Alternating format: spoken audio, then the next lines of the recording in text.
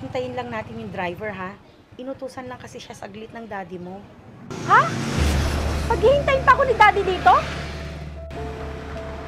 Saglit lang naman daw, Iha, sabi niya. Nakakainis.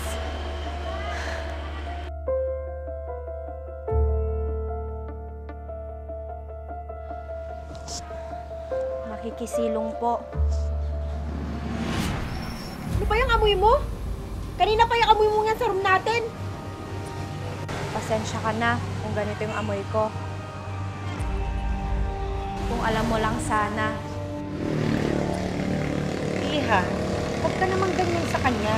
Ano ka ba? Naliligo ka ba?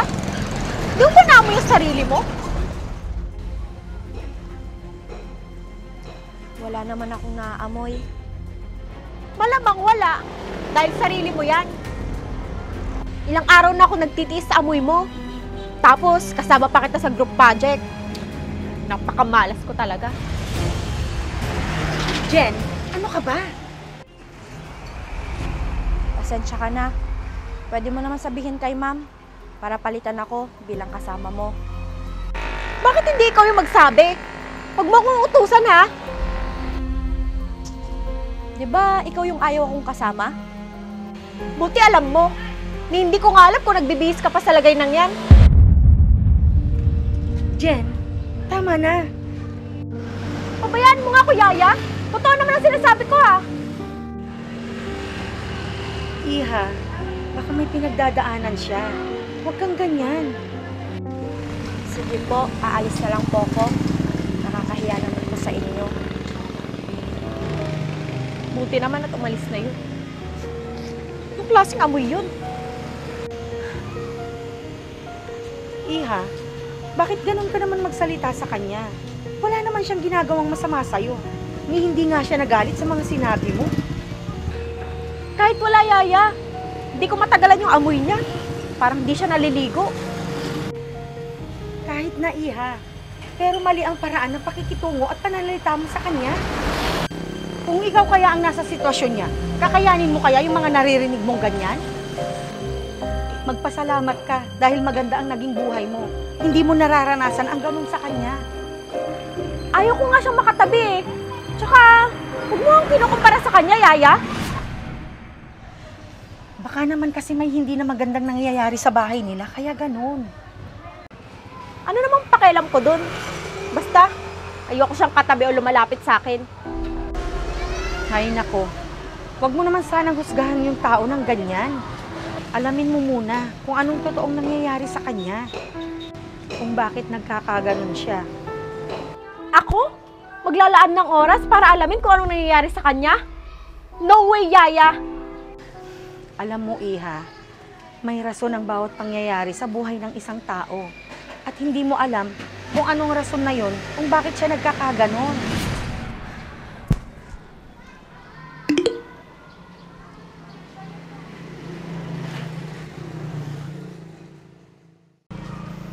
Oh, bakit, Iha? Nag-text si Daddy. May isa daw hindi nakakabayad ng renta ng bahay. Kailangan ko daw puntahan para paalisin na. Ganun ba? O sige, hintayin na lang natin yung sundo natin para didiretso na tayong pupunta doon.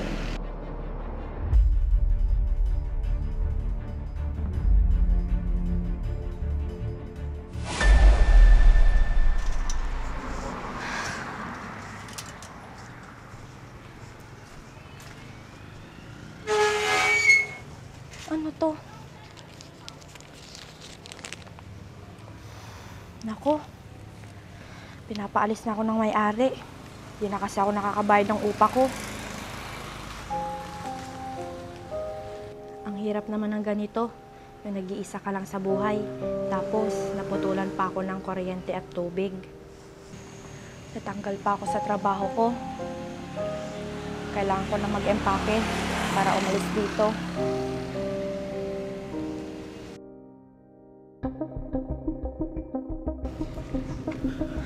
Tao po. Tao po. Tao po.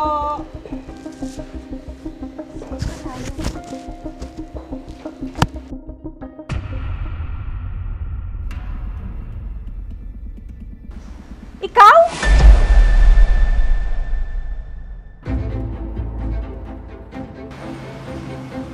Anong ginagawa mo dito?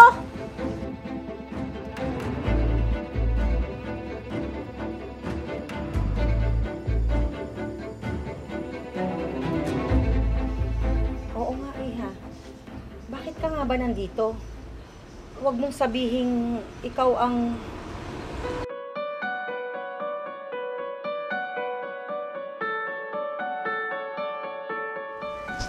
Opo.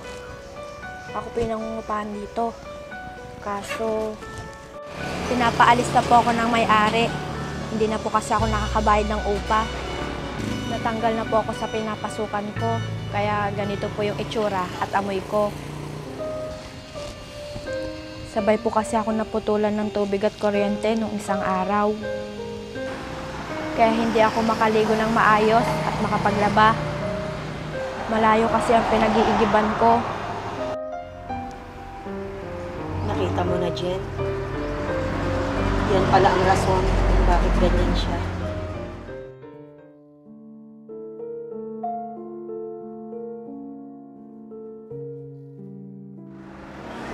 Bakit po pala andito kayo? Ibig po bang sabihin? Oo, Iha. Sila Jen ang may-ari ng bahay na to. Jen, anong pakiramdam mo ngayong nalaman mo kung bakit ganyan siya?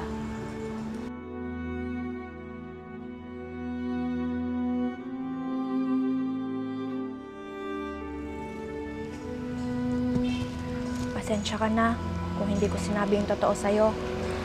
Nahihiya kasi ako. Baka kasi pagtawanan niyo ako sa klase. Anong masasabi mo ngayon, Jen? Ngayon ka magsalita.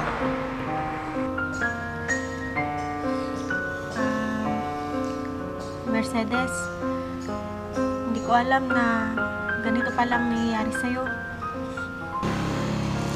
Pinipilit kong maging madali ang lahat para sa akin. Dahil uli lang lubos na ako dyan. Kaso, nahihirapan ako. Kaya pasensya ka na kung ganito ang amoy ko. At sorry, dahil hindi ko na kaya magbayad ng upa. Kaya aalis na lang ako. Teka, saan ka naman tutuloy? May mga kamag-anak ka ba dito? Oo nga, Iha. Titingin na lang po ako ng masisilungan ko mamaya. Wala po kasi akong kamag-anak dito. Mercedes, gusto mo bang doon ka na lang tumuloy sa amin? Pasensya ka na. Hindi ko alam na ganito palang kalagayan mo. Nakakahiya naman sa inyo, kaya salamat na lang. Nakita mo na, Iha. Kaya huwag kang nanghuhusga ng kapwa mo agad-agad. Dahil hindi mo talaga alam kung ano ang tunay na nangyayari sa likod ng bawat nakasaradong pinto. Oo nga po, Yaya. Kaya nahiya po ako kay Mercedes ngayon. Feeling ko, napakasama ko pong tao. Wala yun dyan. Naiintindihan naman kita. Pumayag ka na lang sana na sa bahay ka tumira. Tsak, papayag din si Daddy. Oo nga, Iha. Pwede ka namang magtrabaho doon habang doon ka nakatira. Oo nga, Mercedes.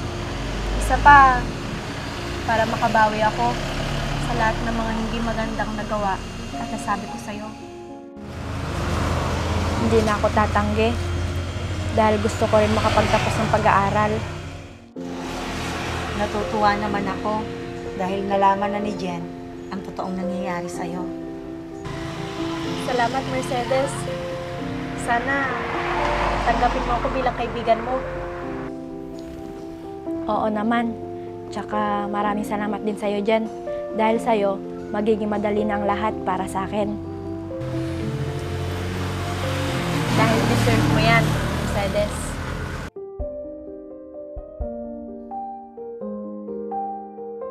Oh, Ano pang hinihintay nyo? Tara na. Tara.